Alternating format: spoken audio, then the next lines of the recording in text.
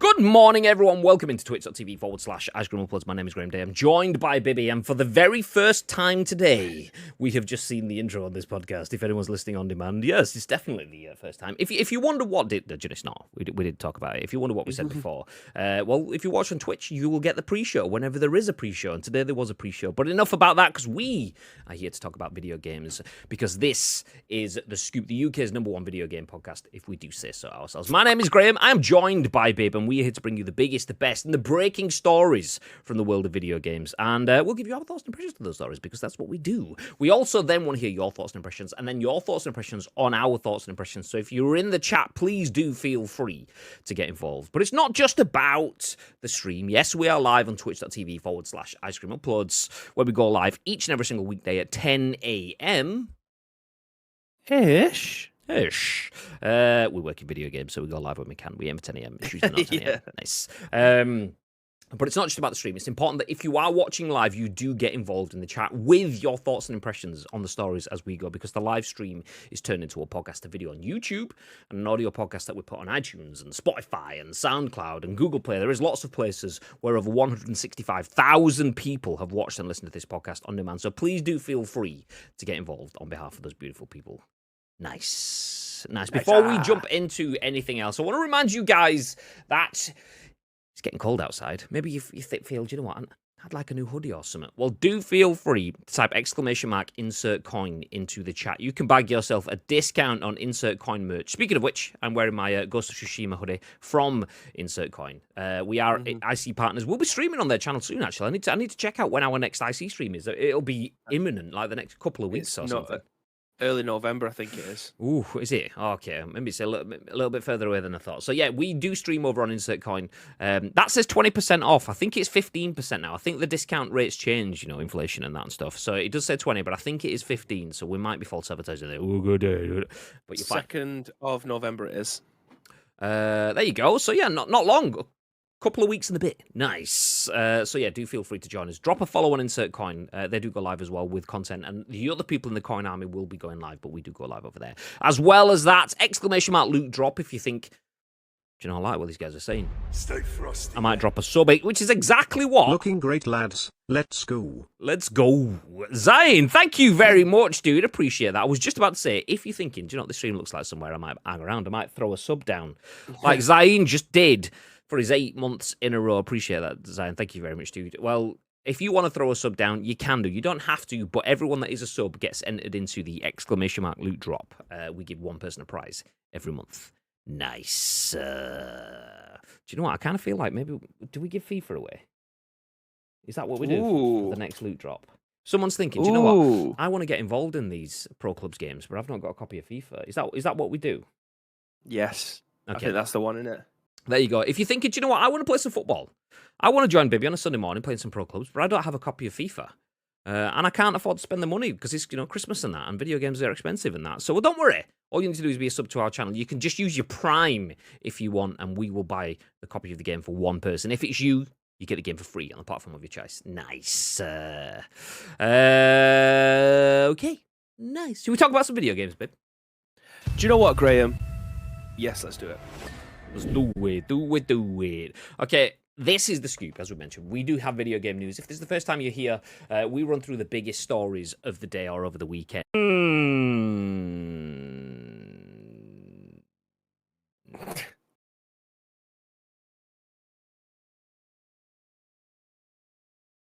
Tools, help, log files, upload current log file. I'll do that while we continue. Analyze. Nice. Hi, welcome back. Anyone that's watching this on demand, we just had a stream drop out, which is the 2nd of the day. There is no critical errors. There is no warnings. There is nothing in the log file. How the fuck am I supposed to fix the fucking thing? Okay, nice. So yeah, we are here to talk about news. Literally, the thing is, what just happened then, you probably wouldn't have got it. Donald, Eric, thank you very much for the follow. Appreciate you. Welcome into the stream.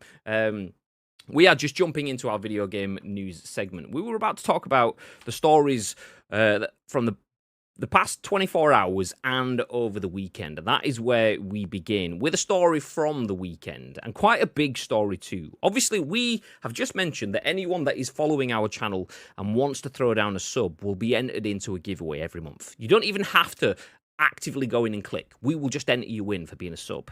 And then we said that we'll give a copy of FIFA 23 to one person that's a sub. On the first Monday of the month, which is just a few weeks away, we will give away a copy of FIFA 23 to one person. Which is where we kick off the news today. Jordan Midler on the 9th of October, which was yesterday, which is actually recounting the story, I believe, from the day before, starts off saying, FIFA 23 Hero Pack mistake sees EA wipe millions of coins off of the virtual transfer market. Big economical mistake for FIFA there. That's what we'll kick off. We'll then jump into EA's new PC app out now, which replaces Origin. We'll talk about, sticking with PC-ish, Valve Steam Deck doing naughty stuff with emulators. And Star Citizen is an absolutely massive game, apparently. That's the news that we're going to run through today. But Bib. Yeah. Did you snag a hero pack? No, Graham. No, I did not. I wish I did, but I didn't. Well, if anyone did or didn't, we'll go through the news anyway. Jordan Midler at VGC has the story. It says, FIFA 23 Hero Pack mistake sees EA wipe millions of coins off the virtual transfer market. The pack was removed after 25 minutes of panic selling on the Ultimate Team market. So a FIFA 23 Hero Pack, which was mistakenly released by EA, has seen players have millions of coins worth of in-game currency wiped from FIFA 23 Ultimate Team. The pack, which was briefly available from 6 p.m. BST last night, offered players a tradable foot hero item in FIFA 23, some of which are worth millions of coins.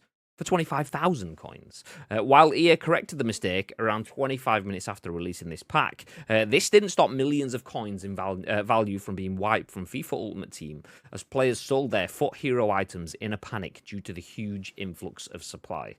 Foot hero items are extremely rare players that can be found in certain packs in Ultimate Team. Foot hero cards are given to players who've made a significant contribution to a club or have become a cult favourite, such as former Manchester United midfielder Park Ji-sung. Nice. Due to the item's incredibly.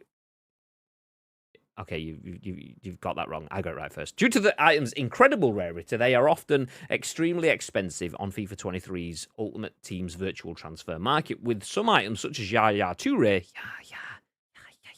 selling for 1.9 million foot coins in value, around £200 when purchased from a third-party website-ish thing. Nice. EA has yet to comment on the mistake. However, the damage on the market is permanent. Most, if not all, players have lost value. And while the market has recovered somewhat following the removal of the pack and the subsequent lack of supply of foot hero items, the loss of coins is irreversible. Players who manage to purchase the pack may be in even more luck, however, as the pack was advertised as untradeable, meaning the item couldn't be sold on the transfer market. In past instances, when EA has sold a pack with the wrong description, they typically compensate players with the original pack, meaning some players may receive 2 foot hero cards for as little as 25,000 coins. Sheesh. So this is the thing. For people that don't understand economics, like me, then this is so much more than just giving a couple of players a couple of players. Rather, so I'll just load up foot. I'll get myself a nice Yaya Toure, job's good un. Oh, do you know what? I'll sell him as well. Get 1 billion coins and set myself up for the rest of the year. Job's good un. It's not just that. It's a case of the fact that this has massive ongoing effects to people in the market splurging their funds, people getting rid of players, panic selling, panic buying. And it just has a huge economical impact. Just like we're fucking seeing in day-to-day life now, but this is in video game form. Huge mistake. What are your thoughts, Pib? Yeah, I mean, like you say, it's if you're selling your Yaya Toure for £700,000, if you don't want to keep him, obviously, he's a fantastic player and he probably will do your team a world of good. But if you've only got that one player and you know that you can get £700,000 right there and then for him, you sell him, you've got the money, you can then pretty much kit out your team. I mean, you're obviously not going to be getting icon cards or anything like that because they are way too expensive. But if you want a mid to high-end team, then £700,000 goes not necessarily all the way, but it can go a hell of a lot further than you not having the Yaya Toure card in the first place. Do you know what I mean? So having and selling that card, then you end up putting that £700,000 into other players that are available on the market for middling values, are obviously significantly less than £700,000, means that you end up buying 11 players. That money then ends up going into other people's hands who end up doing the same. So therefore, the value of the players that are on the market tend to drop because there is a lot more people have the money. Do you know what I mean? People have the money now to be able to go out. It's not as if you are an RTG player where you are starting with just 750 coins. You're trading your way to the Yaya Toure. You've literally just got him. Like, your end goal is there in your hand. You've got him. That's it. It's like buying a house for next to nothing and then someone valuing it at £250,000 more than what you end up paying for it.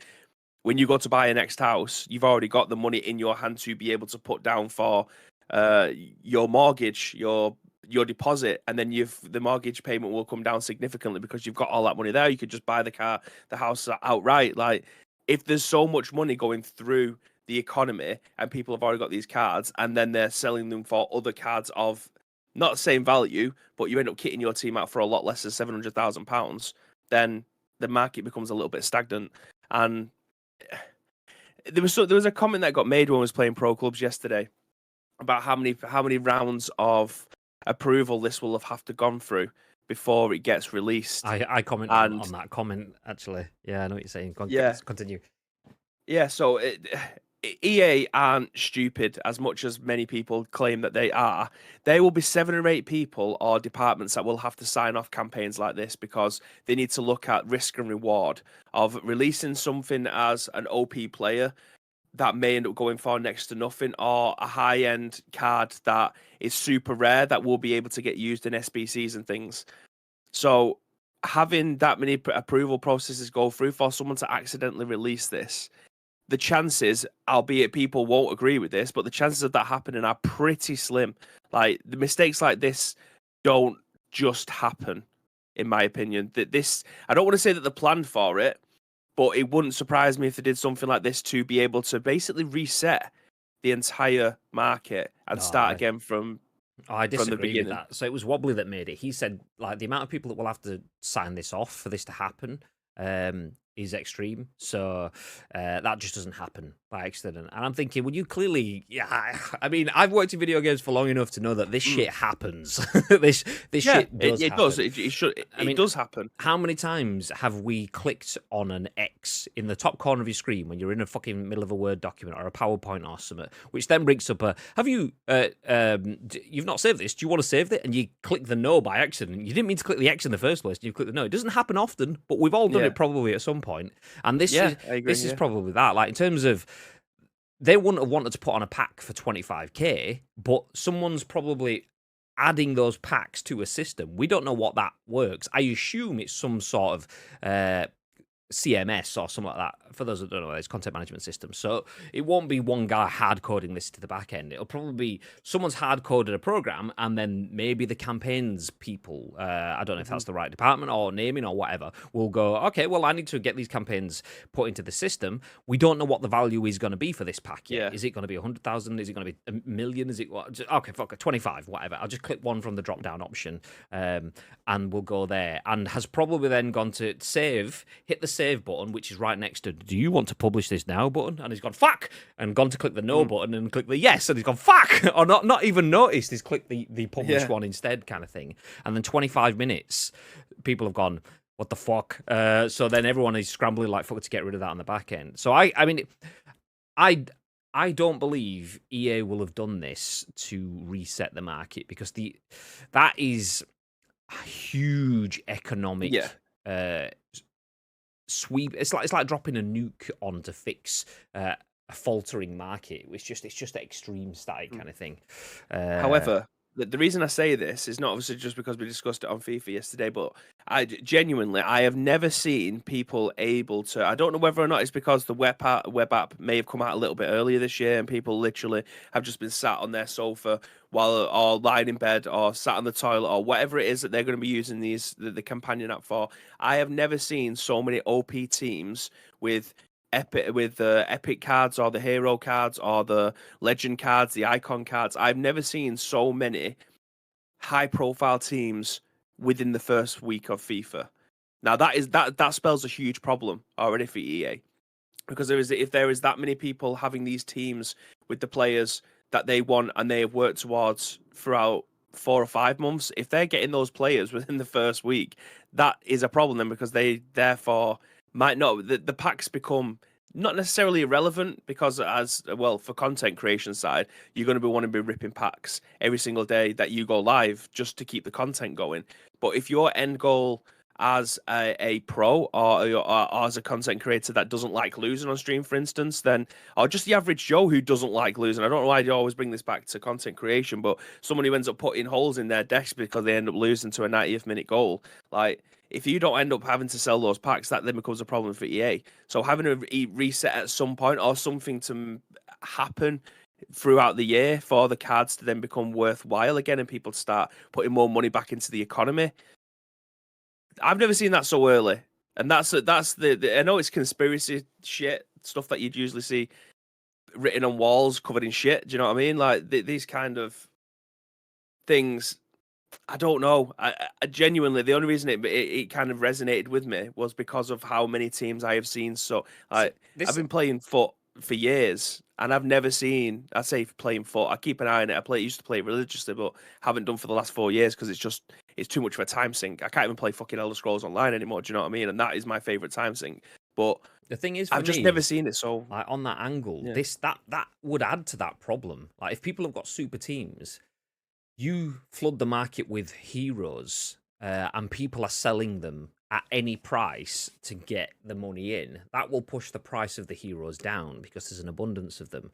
And then the abundance of heroes pushes the price of the players in same positions that aren't quite as good, be that your informs or your gold players or whatever. So their prices drop down, which means that it saturates the market with an abundance of talent for a lower price. So more people also have the ability to get stronger teams. So in this sense, like in that sense, it boosts everyone's stats up because the price the price on the market crashes. The quality available is higher for a cheaper price. Everyone ends up with like god squads kind of thing. So yeah, if people are using their in-game currency though rather than foot points, then there's no money ever exchanging hands, is there technically?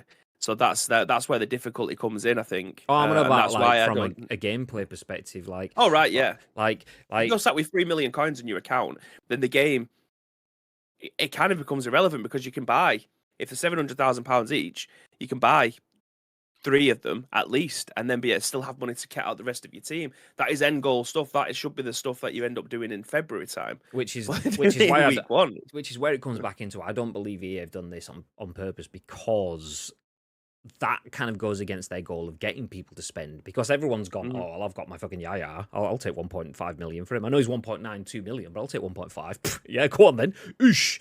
I will not spend another penny on FIFA now. For the rest of the year. EA have gone, fuck. Well, that person, to get that 1.5 million, might have had to spend another 200 quid or whatever over the course of the next 9 months. 200 quid split out over 9 months. For a lot of people is a lot of money for a video game. For some people, 200 quid over 9 months is a drop in the ocean of the amount of hours that you'd get back. So there'll be so many people out there that have gone, oh, well, that's me. I've completed FIFA now. For myself, I've got myself to a good level of teams, but also it stagnates it, like in terms of everyone that you're playing against. You won't get that almost in your head free victory before kickoff when you turn up with some guy who's just got a bunch of silvers and golds and you're there with your god squad, because everyone's going to have a god squad as well. So yeah, huge problems. Let's jump back through the chat and catch up then. Why do you want to scar someone for life with free FIFA? because we're just that kind of person. Has it ripped again? It did rip again. Fuck's sake. You got OBS 28. I am on OBS 28, but this isn't an OBS 28 issue. I don't know what it is. It's been on multiple. I say I don't know what it is. Fucking size of this moth. Fucking size of this moth. I'm pretty sure it's Sky. I'm pretty sure it's an IP side thing. I keep trying to find the solution that's not Sky. I know it is Sky. Because my Discord dips and Bibby hears my audio drop out and stuff. I think the thing is my Sky is like a patchy connection. It's strong enough to maintain the connections for most things. So you're not like going off for 30 seconds, but it's weak enough that it can cut the connections. And in Discord, you stay in the call and then you come back in. But on OBS, it cuts the transmission, so it drops it off. So that's what it is. Games companies blocking the news, just too fresh to share. Exactly, Spike. EA just weren't in here. They weren't up for it. I really need to work and not constantly refresh the stream. Sorry. Skyed again. Oh, well, at least the drops usually come in threes most of the time. So just one more to go. Shut it. And then when you said free and FIFA EA killed your stream. Exactly. Let's get a chant going for the guy who made this mistake. So back to the FIFA pack story. You're getting sacked in the morning. Sacked in the morning. Pounds? You mean coins? I don't remember what that was in relation to, but if it was in the article, it was whatever was there. I don't know. If it's worth that in pounds in our current economy, you'd get a Freddo for that. Hashtag big money. Once again, can't remember what was said. From the bottom of all of us who did not open the pack, piss off, EA, says Lake. Piss off, Ghost. Piss off, Ghost. I hear the word OP. You're missing a number, baby. Don't worry, I typed it. Hey, Crocodile, welcome in. Good morning. Welcome in. Thank you very much for the posture check. I did it for a few seconds and then, as always, forgot and instantly went back into being an absolute crab. But I'll sit back up again now, I remember. Nice. My only question is, how will they fix this for us that did not open the pack? Well, this is the thing. Bibby was having... I shit my pants. Bibby was having conversations on Sunday about how they could do this. And I think it was Tito mentioned, like, one of the Marvel mobile game that he played, they had to actively turn the servers off and roll it back to get rid of it. I do not think this is something that EA will do. I think they will try to ride this out. I think the difficulty is FIFA, like, imagine the top line rating of teams on average across the board is, say, in launch week, probably wrong numbers, but we'll go with them, 85. Across the board, the top team is 85. Some people will have 90-odd teams, some people will have 70-odd, but it tops about 85 average. And then by the end of, like, September, maybe it's up to 87-ish. And then by the end of the year, everyone's got, like, a team with the 96-ish rating over the board or whatever, something like that. This has pushed that up higher, quicker. So I think they will just keep elevating the market. So where their plans would have been to push the market up slowly over the course of the year, they'll pull that forward now. They'll have to. If not, they'll just have a really dull period. They might just stick to it and have a dull period so that the market is dull for the next 6 weeks and then actually starts to pick up at their aim to go for the rest of the year. The downside with that, though, is that you will need a higher level to compete, which means that you'll obviously need better pack luck or money to spend in the market. So the only way you can fix it, all the ways that you can fix it for me are bad ways for users in one way or another. So it's not a good move. The call I welcome in. They're never going to turn it off servers off the weather. Like Tito said, they have to roll it back. Like, imagine stopping people from playing foot for any more than the normal scheduled maintenance time. It will never happen. They can't afford to do that. And the thing is, as well, a lot of people, and this is the key thing, won't know or care. Because most people that are playing it will just play a couple of hours here and there. They won't have even known that the hero pack went on and then got sold or whatever.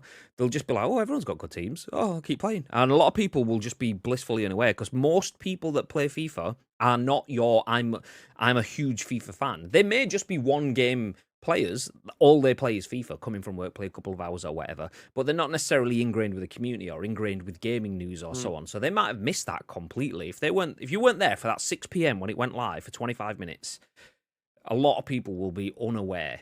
And I say blissfully, because blissfully sounds like happily. A lot of people will be feeling the negative effects and not even realizing why, kind of thing. Just thinking, oh, fuck, okay, well, we'll just continue. So EA turning that off, like, that's not a solution for EA. The solution is to lose billions to fix something that's cost billions, potentially, in an economy. Like, I think you'll see them maybe trying to balance the market, possibly with more campaigns, trying to give more stuff away to allow people to level up their teams to competitive levels or so on. But in doing that, the more you give away, the less people spend. So do you front load with a lot of giveaways and hope that people stick around for the point where they need to spend? Do you starve them now and let people play in? I mean, saying it out loud, it probably works for me from a year's perspective to starve the market now, to not give people stuff so that everyone can build up their teams, because that works to make people want to compete then. Oh, shit, everyone's got hero teams and I missed it because I've not installed it yet because I thought, oh, I'll just have a nice weekend with the family, and fuck my family. God, I've missed the packs and everything. So now I have to spend money on packs to compete. So that's a solution for EA. EA's solution is, okay, we'll let people pay to compete, which is, from a business perspective, the best way of doing it. You can turn your servers off and cost billions, or you can leave them on and starve people so they spend money to be able to compete. Because that's where we've had articles in the past. FIFA gets a lot of its money from people feeling like they need the player. I need that 97 player rather than 96 to compete. Whereas when you get them, you actually think, oh, it's actually same, really. Same. Yeah, so yeah. That's it. Okay, FIFA Ultimate Team was fun for me to play until this problem. I can't believe it. It's become like Madden Ultimate Team, where everyone has 97 rated teams within a month. Yeah, exactly. I mean, that's the downside. I mean, the thing is it obviously won't be quite at 97. It just means that not skill gap, but rating gap of teams obviously closes over the course of the year. Everyone gets a better team. You eventually get that 90 rated fullback to replace your 89 rated fullback, so you push yourself up a little bit further, kind of thing. It just means that a lot of that ladder, that shelf life of leveling up, has been taken away from this, which I think often with every year people get bored of things. You often see April, May, people are pissed off at their football games. I can't wait for the next one. We might start to see that a little bit earlier this year. So, but then again, we have World Cup stuff, so maybe they can do some cool stuff around the World Cup. Maybe the last FIFA World Cup that we'll have. So maybe there's some stuff in there that they've got planned for it. We'll see. Damn, I have so many evolutions to get to Prime Me. Exactly. By the way, shout out to OP3, by the way. PUBG. Chatting to me on Saturday. Yeah, I saw that. He was talking about like downloading and installing PUBG. He was like, all I can find is the test server. Managed to talk him into like where he can find it, and then the tweets came through. Yeah, he's got it installed. He messaged me last night saying he'd got through basic training and stuff. So I said, oh, that means you're a step closer to just bridge camping with me on Erangel and seeing nothing for 15 minutes. Let's go. For those that don't know, that is old school. Back when we were playing PUBG on PC, early days, me, Beans TV, OP3. Was there another one? I can't. There probably was a fourth. Poor sod. Getting missed out. Yeah, it's probably big. I know. But we went camped on a bridge on Erangel and sat there 15 minutes because the circle hard shifted. People had to come over this bridge. Nobody came over the bridge, to the point where we got done by the circle, had to move, and then instantly got shit on. So yeah, great games. All the content. Nice. Mornish, all good mornish, J&K. Neil, welcome in, size of this moth. I know you have your plans of what to talk about today as well, but I just learned about Ghostbusters Spirits Unleashed, and I've done a little excited wee, as I've not seen anything about this game, and it's out in less than 2 weeks. Follow Greg Miller. He's a massive Ghostbusters fan, so he's been posting about it like constantly for a few weeks. Yeah. Do feel free to share the story in the Discord, though, if you haven't got it. We don't have it on for today, and with the technical stuff, so we'll probably not put it in, but we can chat about it tomorrow. I'm a Ghostbusters fan, so it's good for me. How are you, gentlemen? Hey, Crocodile. How are you? How are you? How are you? Discord done me dirty there. No, it was good. It was good. It was good. Oh, nice. Ruined my night, that. But at least for now, I can play PUBG. Wait, I missed out on hero packs. You did 25k for a tradable hero, which is worth up to like 2 million. So quid's in. It was only up for 25 minutes though. So as Bateson tweeted the other day, whatever you're doing, make sure you're on and ready to log into your console at 6 p.m. every evening, because if they're going to fuck up, that's when it's going to happen. There you go. And even if you're not on your console, make sure you just check Twitter. 3 minutes past 6. If it's happened, it'll be out all over Twitter by then, so that's when you go to it. Nice. Surely you'd be able to use a companion app as well, then, wouldn't you? Yeah, exactly. That's it. Get your phone and your companion app. So you've got Twitter and get your phone, get Twitter and the companion app on your phone. Job's good. That's it. Cash in, bush. Easy peasy. Okay, speaking of companion apps, not so much a companion, but it's definitely an app from EA. This is our next news story, sticking with Jordan Miller at VGC. This actually came out just at the end of last week, and it says EA's new PC app is out now, officially replaces Origin soon. So the new client has left open beta and supports merged friends lists across Steam, Xbox, and PlayStation. So EA has officially replaced its Origin PC client with a new app. Do you know what? Thank feck for that, because every time I start on my PC, like, even though Origin isn't one of those programs that auto starts, the Origin web helper shit is. So get the fuck out of here. Anyway, Origin PC. So they've replaced the Origin PC client with a new app. More 10 years after. Okay, more 10. Mia? More than 10. Okay, more than 10 years after it was originally introduced. Announced in a blog post, the EA app, which has been in open beta for some time, will soon replace the Origin client with what EA is calling its fastest and lightest, big fan of that, PC client today. According to EA, the new app has a more streamlined design and performs automatic game downloads and background updates, just like your PS5. Lol, it didn't say that. I added that for the dance. Players can also link their friends list with other platforms such as Steam, Xbox, and PlayStation. Local and cloud saves will automatically be transferred to the new client, which players will be invited to download soon, according to EA. Mac players, however, stink. Oh no, it didn't say that. It says won't currently receive the new app yet. Origin for Mac continues to be the place you can access your games. Unlucky. Okay, we will leave that. I will mention the next couple of paragraphs, actually, because there's some important information there. So EA officially revealed its new Need for Speed game earlier this week. Need for Speed Unbound will be released on December the 2nd, which is one day before my birthday, which is the important news that we needed to get to. And at this point, I'll type !312 in the chat so we can get some birthday to ya. Happy birthday to ya. Happy birthday! There we go, back into the news. It will be released on Xbox Series X, S, PS5, and PC, and features a unique art style which appears to take inspiration from anime. Basically, Need for Speed meets the Spider-Verse. Oof. Yes, please. It looks fucking badass. GG's. But, babe, EA's PC app is out now. Thoughts? Yes, I need to update mine. I don't use Origin all the time, but I do have like 40 different launchers on my PC. So I do like to keep them updated so that eventually when I do go to think, actually, I want to play a bit of that, it's readily available. Like, I haven't played ESO in forever, but with my new internet, Graham, I uninstalled it and then reinstalled it because I haven't played it for so long. I thought it's going to take longer to patch it. I thought it's going to take longer to patch it. And usually, if you like, I don't know if you've come across this, and I'm fairly certain other people in the chat probably have done because they play PC games probably a lot more than you do. But if you don't play something for a while and then you have like a large patch that goes on top of it, and it might be the same for some console games, but sometimes the patches can conflict and then it just doesn't work and you have to delete the game and then reinstall it anyway. So if I haven't played it for like 4 or 5 months, I know there's going to be 4 or 5 patches in there or new additions to the game. So I'll just uninstall. It used to be a pain in the ass because it would be like 100 gigs and my old internet was shit. Press it now, Graham. In about 40 minutes, bosh, Bibby's back in the game again. Do you know what I mean? So I like to try and keep on top of my launchers, even if I haven't played anything for a while. Just cycle through Blizzard, update that. Origin, update that. Ubisoft Connect, update that. Just go in and make sure that they're all up to date. Yeah, well, my internet works sometimes, so. Yeah. Good luck putting this one together today, baby.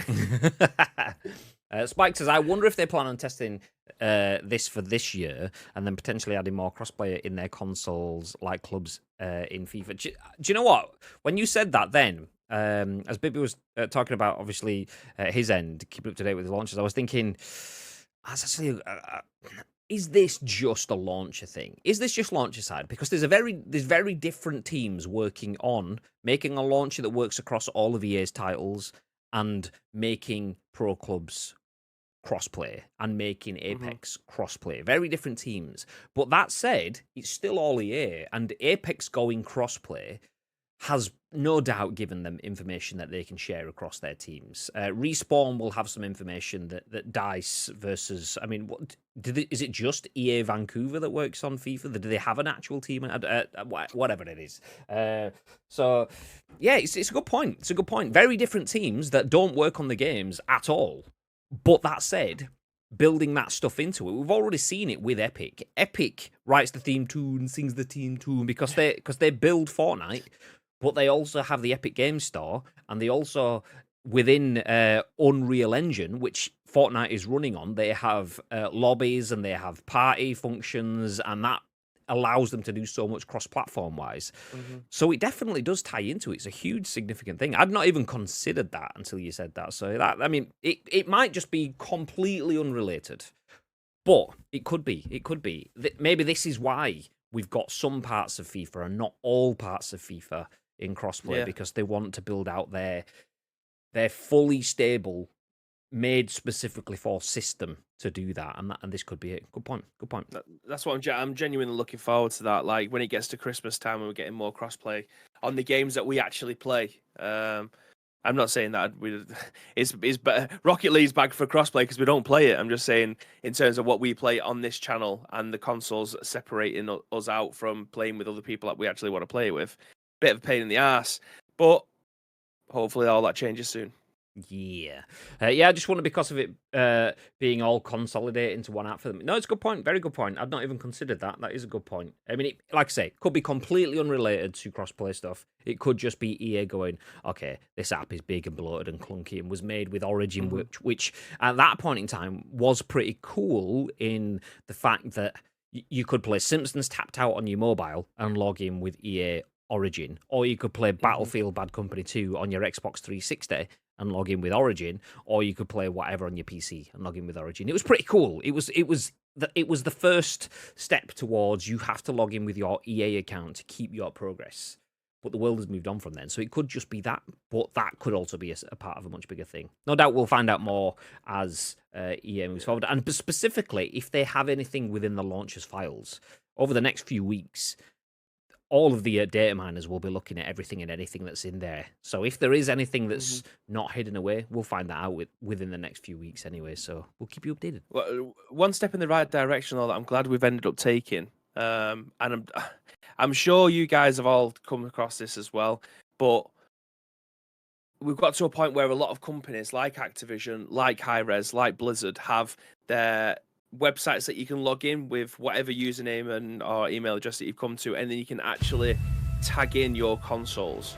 So if you've got a PlayStation account, an Xbox account, a Stadia account, Steam account, a Twitch account, you can go through and attach all of those accounts to your main account so that whenever crossplay or cross progression comes in for that particular game, if it's not already in there, you can just log in and pick up right where you left off. And I think that I'm glad we started to get to that point.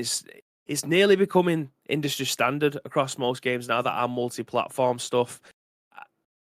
I don't know why no one ever thought of this earlier, but it just makes so much more sense to have stuff like that 100%. Running through your games 100%. So that you're not like it, I don't know whether or not it started with like Hearthstone and stuff like that. So you're playing on your mobile, then you want to play on your PC, you can log into your PC, your account's already there, you can continue to go. Fortnite obviously played a massive part in that as well. So if I wanted to play on my Switch, I think the famous Christmas that me and you always talk about was me playing on my Switch and you played on your PS4 because that was my preferred console of choice to play Fortnite because I could play it anywhere.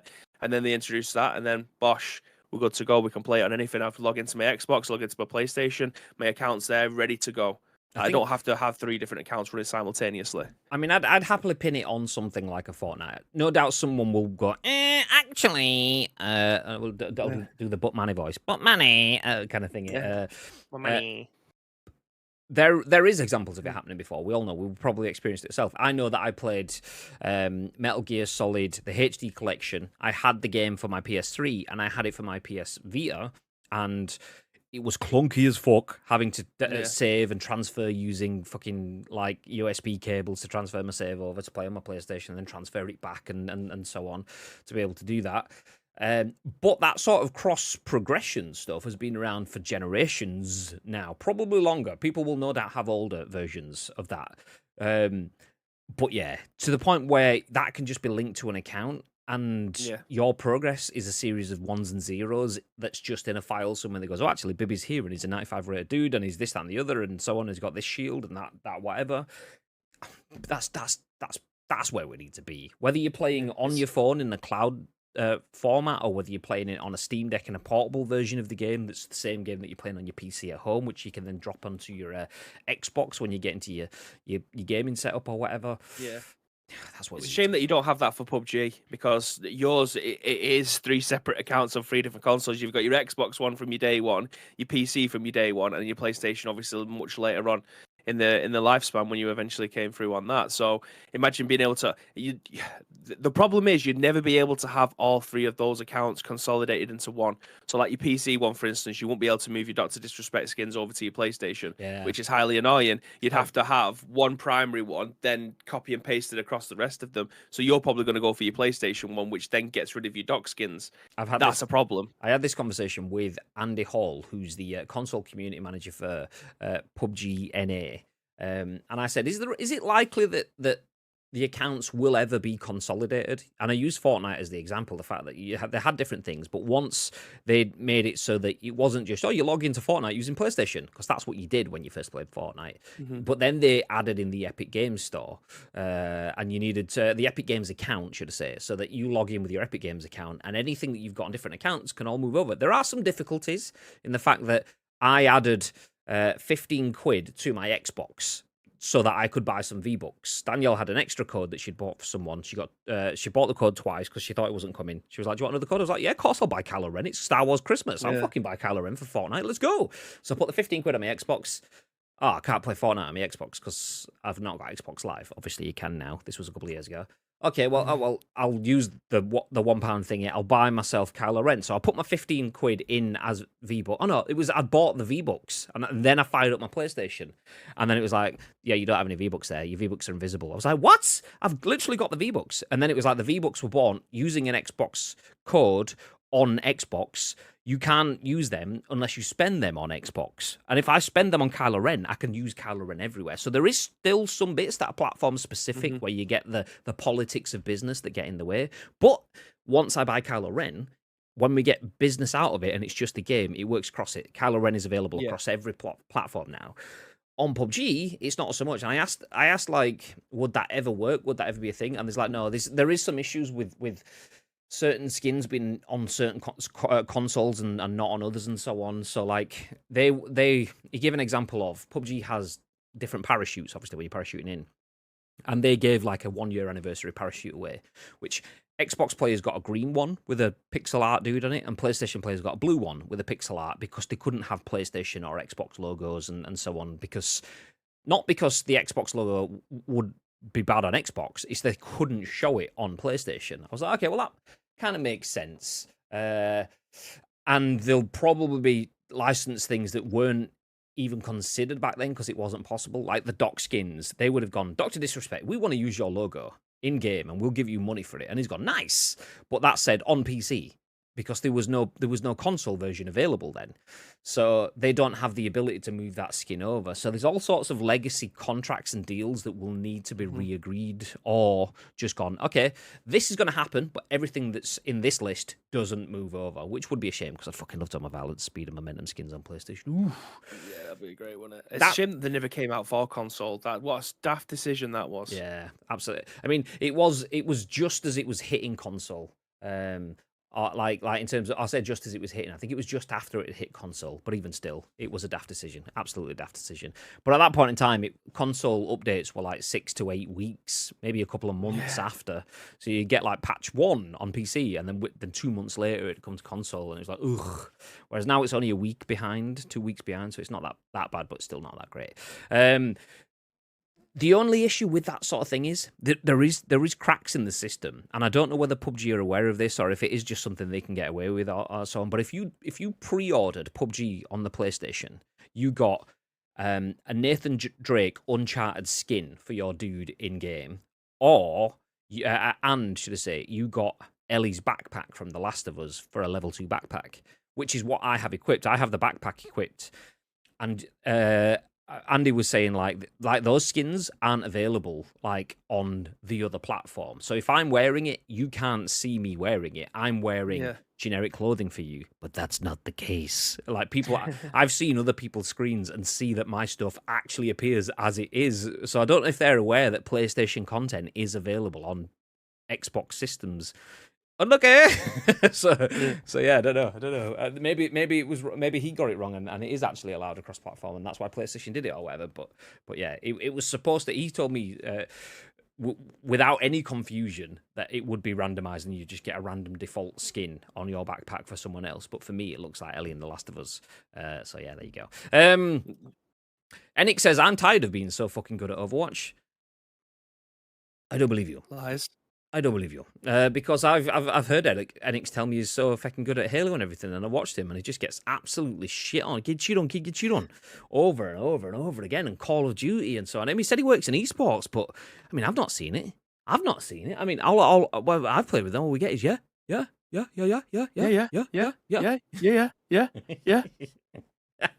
he is. Nice. I just wonder because of it all. I've done that one already, actually. I think COD does it perfect now, and possibly Overwatch when it's fixed. And now Fortnite, because your currency never used to transfer per platform. So if I had 1,600 points on PS5, I couldn't use it, etc. But it works now. Oh, does it work now? Okay, that's cool. Yeah. So I bought 1,600 points, whatever it was, for 15 quid on Xbox, and then couldn't use them on PlayStation. Although I could benefit from the skins once I'd spent them. But yeah. Nice. It would be funny if Twitch released a game app and then offered consolidation, and everyone with Rogue Company were like, can I move my Dr. Disrespect skin, please? Followed by that awkward silence. Yeah, exactly. Exactly, mate. Do you know what? I'm going to readjust the stories because we've just been speaking about PUBG. I'll jump into our next story, which is about PUBG.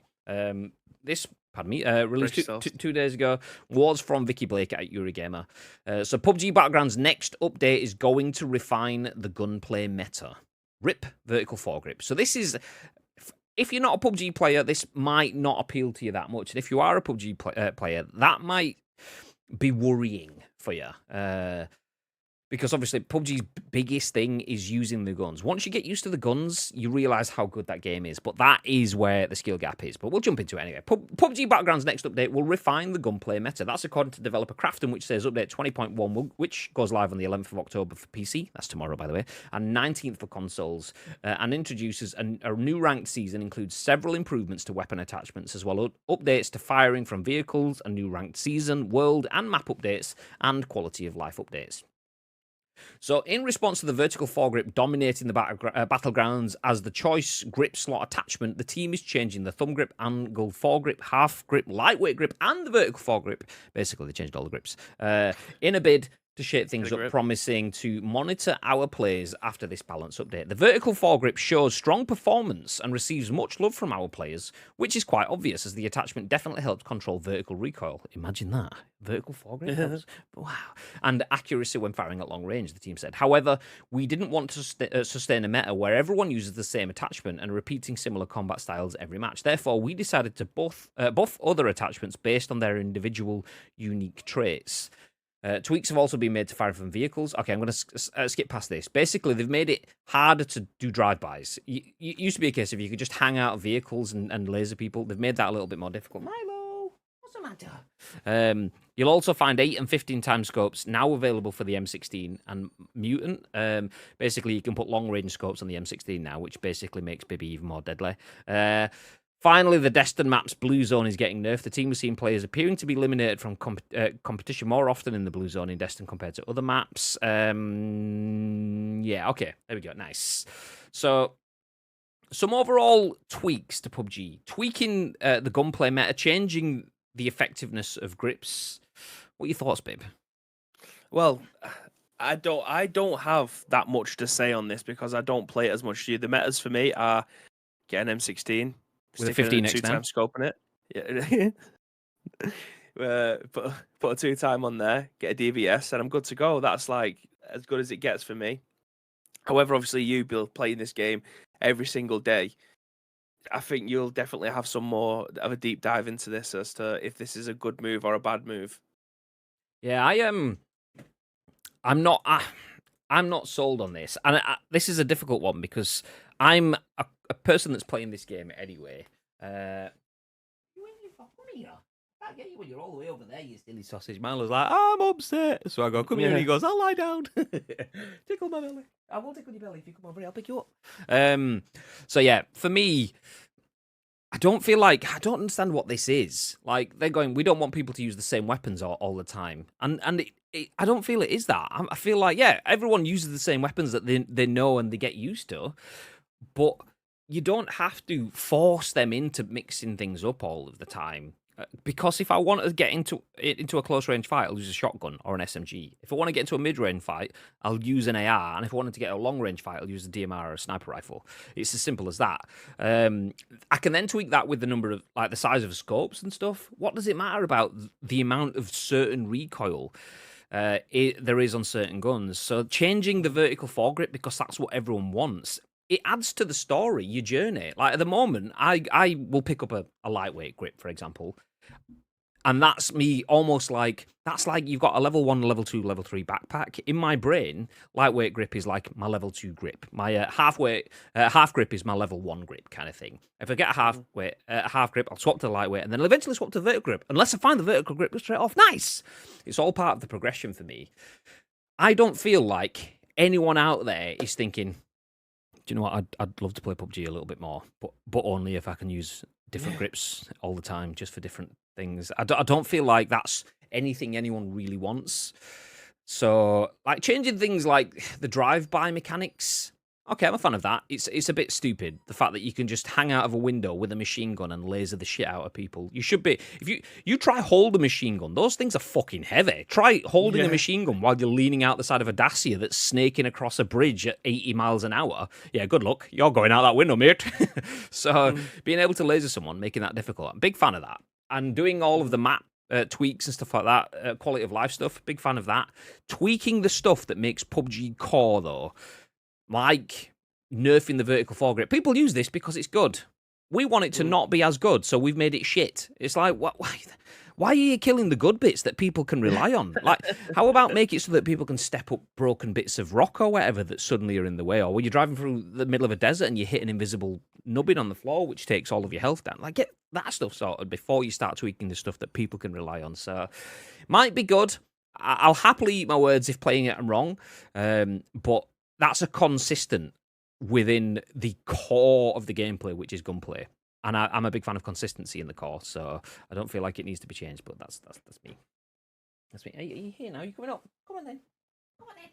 A bit cold today, so Milo's got a jumper on. Look at this jumper. Look at this jumper. There we go. You can use a cuddle now. Stop whinging. Okay, we'll move ahead to our next story. This time... Stop licking me. I'm trying to read. There we go. Jordan Midler, once again at VGC, says, Valve quickly deletes Steam Deck video featuring a Switch emulator. Nintendo has previously issued DMCA takedowns of videos showing the emulator. Okay, into the article. Oh, actually, before we jump into the article, I've just seen Spikes put some text in on PUBG, so we'll stick on that before we jump into the Valve Steam Deck one. I think if they want new players... then they need to make the game more accessible with a solid tutorial. I would love to be able to log into there and go into my own private lobby that's a tutorial map and have it so when I pick an item/weapon up, it gives me all the positives and negatives of the item/weapon. At the moment, you're just thrown in with a ton of weapons and items and no solid description of what they do. I mean, they have improved that at the moment. Like, Precision will be able to tell you, like, obviously they've got the onboarding set up in the game now. I can't remember what they actually call it. But there is still a lot of information that isn't available there, like why the vertical grip is the best. Because most people will pick up a game and it has aim assist. PUBG doesn't have that, and it has different grips that change the amount of recoil that you get vertical, the amount of sway that the gun will have, and reload times, and the ADS speeds. A lot of people don't realise that aiming down the sight with one grip will happen faster than with another one. So, yeah, I completely agree. There is a lot of information there that isn't available anywhere. You only know it because... you're ingrained in the community, and the community at large knows it, and someone's deep dived it, and there was a YouTube video on it 3 years ago, and that inherent industry knowledge that the community has, the fact that it's not written down in a textbook somewhere does make it difficult for someone. And I agree, that stuff is more valuable than having a grip being slightly less better at maintaining vertical recoil. It's great. I mean, why do I use that one when there's 5 other grips that fit in the same slot? So you've changed that one. I don't even know what the difference is. Nice. Morning-ish, gents. Good morning, Phony. Welcome in. Thank you for the big old dub on the weekend. Appreciate you playing some games. Exactly, I'd love to get into it, but it baffles me. Yeah, I mean, because I've been playing it since PC and then through Xbox and on PlayStation, and I'm aware of all of that sort of stuff. But there is so much stuff for people to come into. The only way people can... enjoy PUBG is to know that they're not going to enjoy it for a few weeks, and that's a lot of ask. For people that don't have enough time to play games, and there's more games than they could ever play already, spending a few weeks not really enjoying it whilst they get used to it, what's the point? I'll just play one of the other games I've got that I will enjoy from the off, and that's the tricky part. Is the onboarding process doesn't currently have a way to alleviate that I'm not enjoying it function, apart from forcing you into there's 10 bot lobby games that you play through now, but you still don't have the information to go with it. For example, what does a compensator compensate? Stuff! Things. Vertical recoil-ish. But even that, there's this dispute on that in terms of a compensator is meant to spaff out, is it like the heat and air or whatever produced by a gun? So when you fire your gun, a compensator is meant to like push air out the top, which goes against the vertical kick, so it keeps your gun from bouncing as much. Something like that. I've probably butchered it, but the only reason I know that information is not because it's in game, but because Wacky Jackie once told me on a video 3 years ago, and that's the bit where I was talking about like the community knowledge and community information. I'm not a gun dude. I don't know anything about that. If I served in the army, I probably would have known, but Wacky Jackie told me on a pretty PUBG video 3 years ago on YouTube, so there you go. But that's the thing though, like we don't have that information, so that's what makes it difficult. Why would I take a compensator when I can take a suppressor? If I put a suppressor on my gun, people can't hear me coming, which is great for me, isn't it? Right? When PUBG is based a lot on audio, well, that's a good point. It is a good point. However, you get into a shootout and you don't know what you're doing, and you used aim assist, and you've only got a suppressor, not a compensator. You're going to be looking at the moon. So there's all that information that new players won't know. So my girlfriend wished I had a compensator. Hi, Milo. Okay, back into the Valve article then. There we go. So Valve posted and then quickly deleted a promotional video for the Steam Deck, which featured a prominent Nintendo Switch emulator on Saturday. Valve's newest promotional video for Steam Deck featured the logo for the emulator. However, the trailer was quickly taken down and replaced with a new one. The Steam Deck has been praised for its own platform, which allows emulators such as the one featured in the video to be easily integrated into the handheld PC. While the emulators themselves are legal, promoting them in such a direct way, especially one that seeks to emulate Nintendo's current platform, was clearly done in error. When the Steam Deck first launched, Nintendo issued several DMCA takedowns on YouTube videos that showed players using this exact emulator to run Legend of Zelda Breath of the Wild on Steam Deck. Valve has also announced this week that the Steam Deck no longer has a waiting list. We can talk about that separately. The Steam Deck is flying at the moment, and so is their production of it. There is no waiting lists for the Steam Deck. If you're after getting one for Christmas, you can probably order one and get it delivered in time now. Nice. I think it was something like it will be like same week or something. I could be wrong on that. Which means that you'll be able to play Nintendo games on your Stream Deck in no time! Or not. Quickly delete that comment because I've just said it, which is exactly what Valve did. So they posted a video that showed a Steam Deck running an emulator to play Nintendo games and then quickly deleted it. Thoughts, babe? Well, it's out in the wild now, isn't it? Now I know that that the Steam Decks can handle Switch emulation. That's just another reason. Well, it's another tick in the box, shall we say? I'm not going to bait myself out there. Do you know what I mean? But yeah, it's any handheld device nowadays is a viable option for it. All of your game needs to be consolidated into one nice little package. But a console that can play AAA games at 1080p, and now you find out that you can play PSP, Nintendo Switch, Nintendo 3DS, Nintendo DS, the original PSP, the Game Boy, fucking the Sega handheld that came out. I can't remember the name of it; it's escaped me. But fact that you can play Game Gear, that's it, and the fact that you can play all of these games on one device now, that's pretty fucking amazing, isn't it? Yeah, it's such a phenomenal setup. I mean, it was a close call between that or an Xbox for me for my Christmas present this year. I've gone Xbox only on the angle that the Steam Deck might get a better battery before next year. It might not, and if it doesn't, then there's probably some better OS stuff that I can take advantage of. So I've gone for Xbox because that's something that will. It's pretty much my PlayStation, same but different.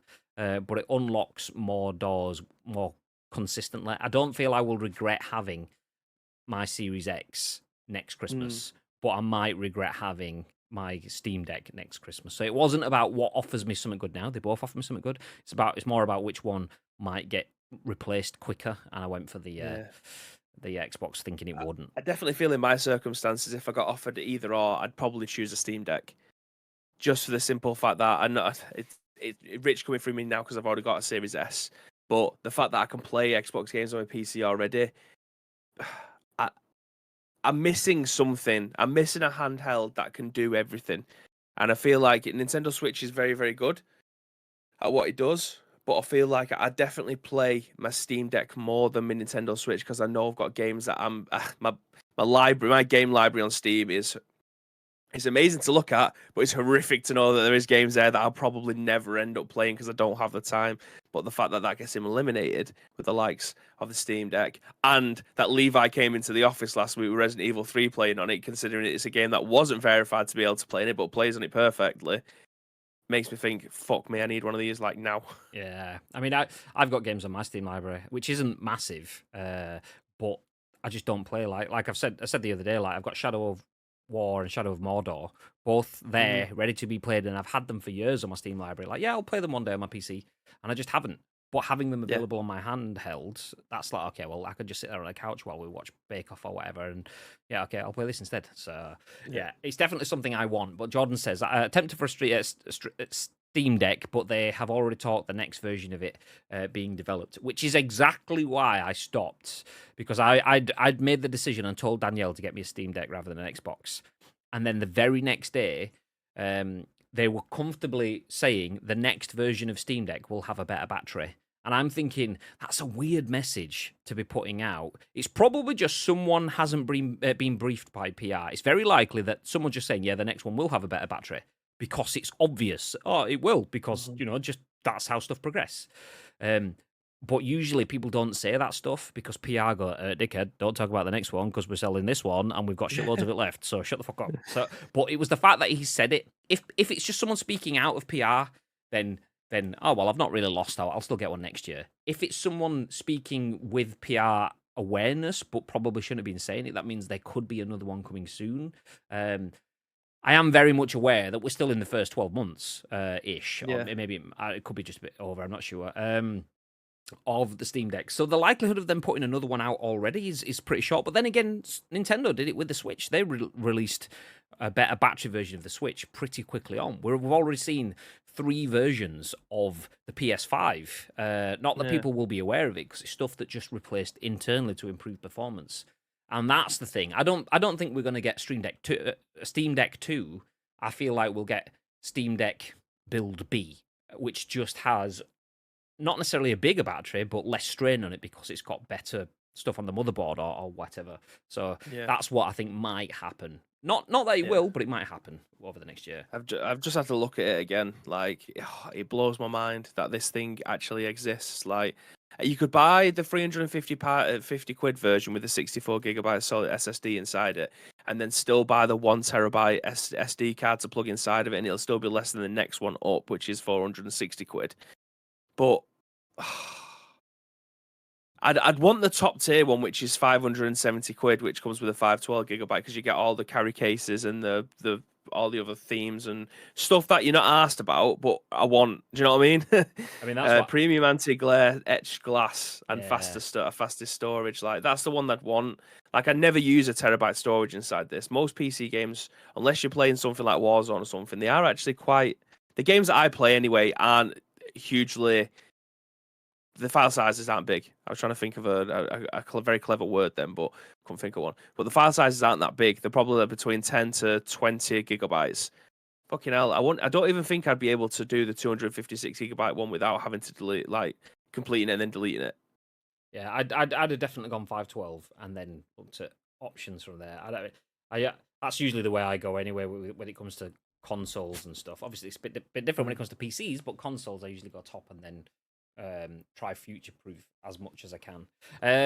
I've been playing Shadow of War this week. Had it for years. it's great. I did actually see you playing that, and on our Discord, because it obviously shows you what you're playing. So yeah, I was like, that's a great game. That. It's Arnie. Good morning or good afternoon now. I've been playing Wind Waker on mine. No, you haven't. Shh, Nintendo might be watching. Ouch. I see someone got into the Street Fighter 6 beta. They went to a LAN, so they was going to miss out. He used the Steam Deck with a fight stick attached to it to play it while away. That's fucking amazing. Good effort. Well, they've got the dock out on it now as well, haven't they? So it's basically like using a Switch. What, the but 2-time? Infinitely better. The 2-time is available on it, yeah. Wow, nice. I'd use it to play Final Fantasy Swigger. What's SWG? Something... Sniper Warrior Ghosts. Something really good.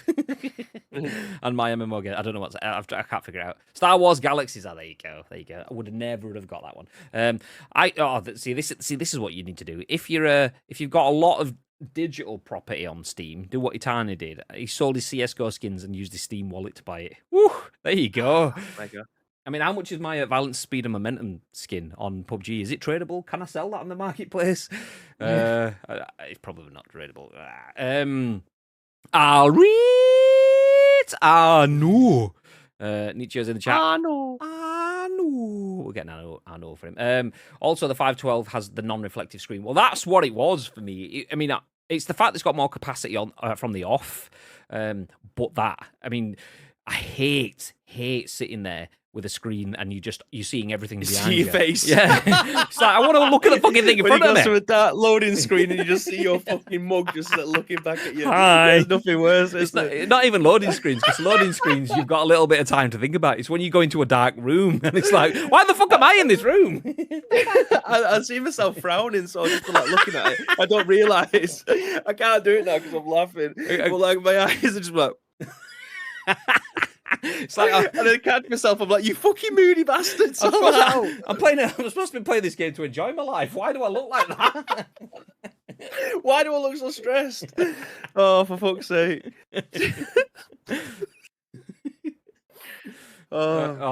Jordan just shared a meme. Oh, I'm gonna put it on the screen. There you go. Seeing your reflection on the black screen between Netflix episodes, I'm wondering what the hell you're doing with your life. That, but video games. Let's go. Yeah. Okay, so there you go. Valve even released a Steam Deck video which had a Nintendo emulator in it and then pulled it off. That's what she said straight away. It's gone, mate. Yeah.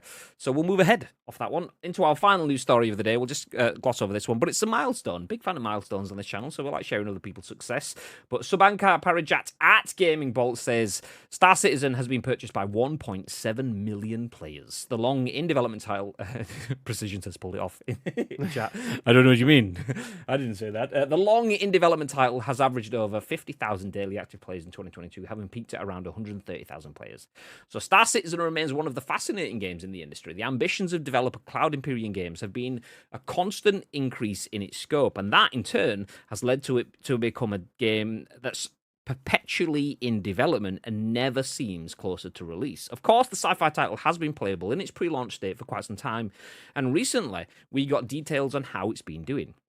During a recent CitizenCon stream via Twinfinite, Cloud Imperium Games boss and Star Citizen creative director Chris Roberts revealed that the game has over 4.1 million registered accounts, of which 1.7 million players have purchased the game. The space, I actually genuinely thought that said space farting. Genuinely thought that's it.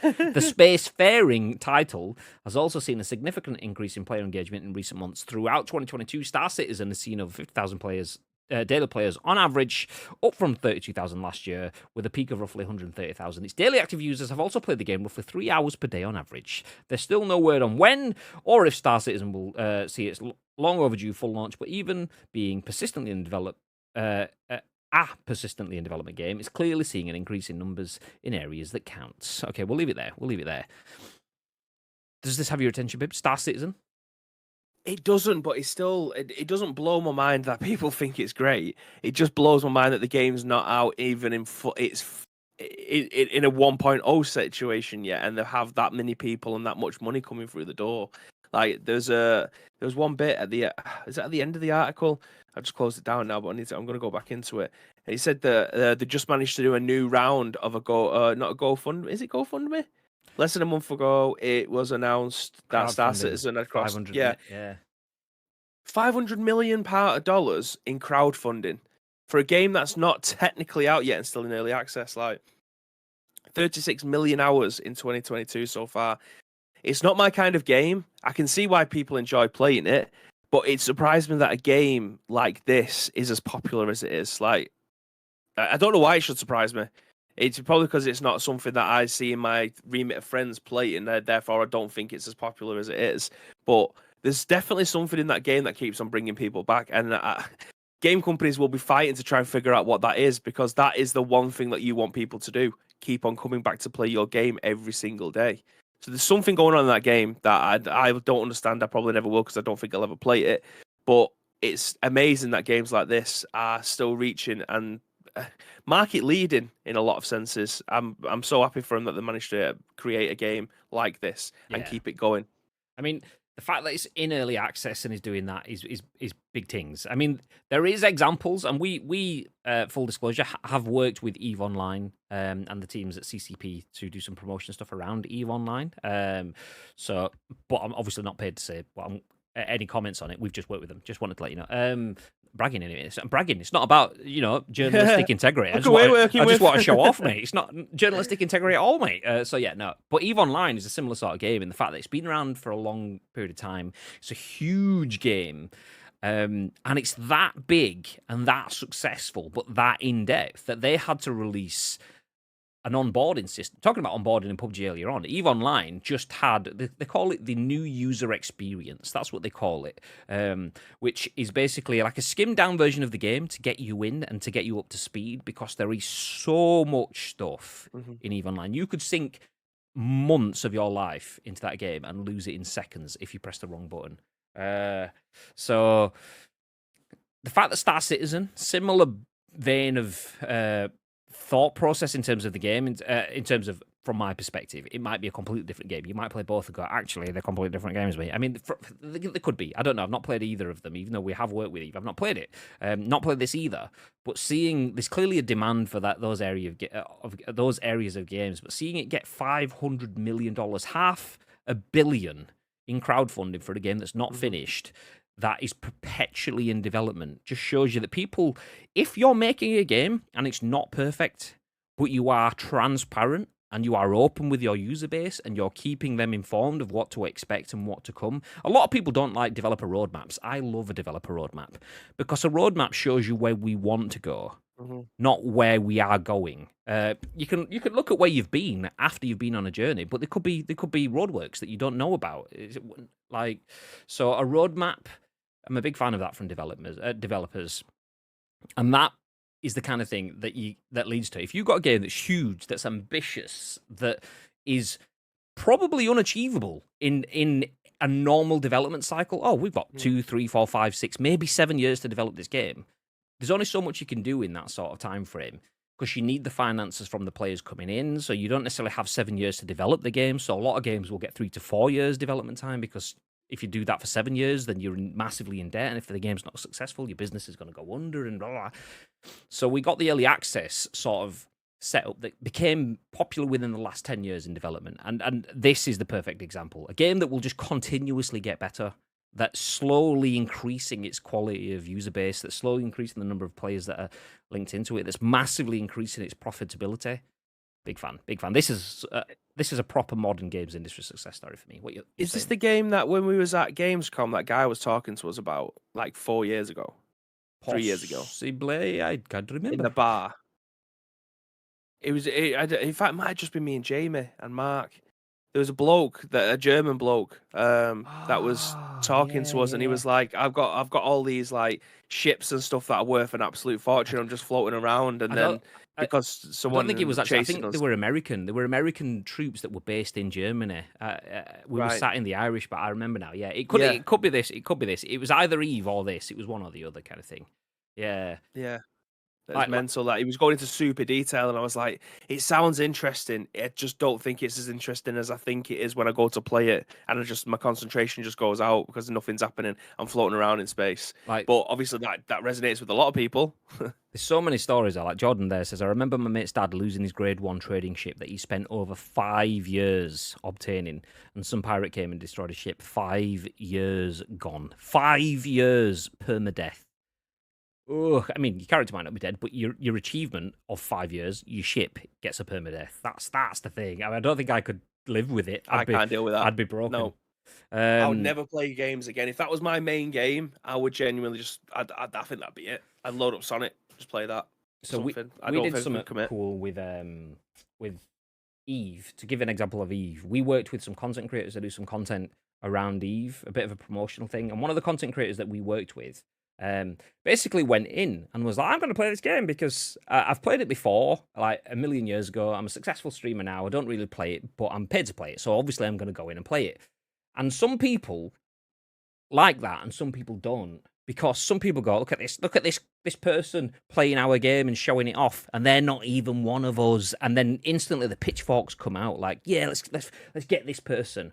But then other people go, oh, look at this, our game's been out for quite a while, and there's someone new bringing fresh eyes to it. This is a great way to bring new people into the community, new eyes on the game. Let's support it. And it basically turned into some massive space battle where this little influencership, I say little because obviously the influencer, you could have all the time and effort and money in the world, but when you start out in a game like Eve, you're a little tiny little dot in the space ecosystem. And then this big feck off shadowy destroyer comes to shit on this little influencer ship. But then another big feck off shadowy destroyer comes to protect this influencer ship. And then there was a big fuck off space battle kicks off because one influencer was like, streaming the game. Shit like that. It's just like, a game having that much scale. Like, I wish I had the effort and the sticking power to get into something like that, because that's when it could mean something. But if I spent 5 years of my life and then just lost a ship, I'd be gone.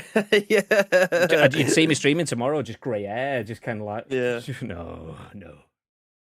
I'd run outside and drop kick the bin men. You can pay insurance, but it costs an absolute bomb of money. But then again, it saves you 5 years of life, so... I lost 5 years of progress. If I lost 5 years of progress, that game would be getting a 1-star on Steam and deleted permanently. The missus would have one pissy bloke to live with for the next week. Exactly.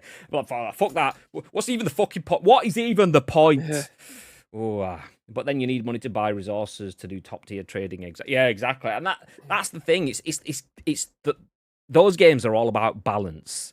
The balance is necessity versus desire. Do you need the insurance? Or do you want the insurance? Well, I want it. I'd go, yeah, every single time. Yeah, it's like I don't want the fear to hit me. And that's where you get the risk reward. Some people will go, I mean, I'm probably like, babe, I'll go safe. Yep, I need the insurance. So that's let's say 60% of my budget is gone, which means that my progress in that game is slower. But then you get other people that go, fuck it.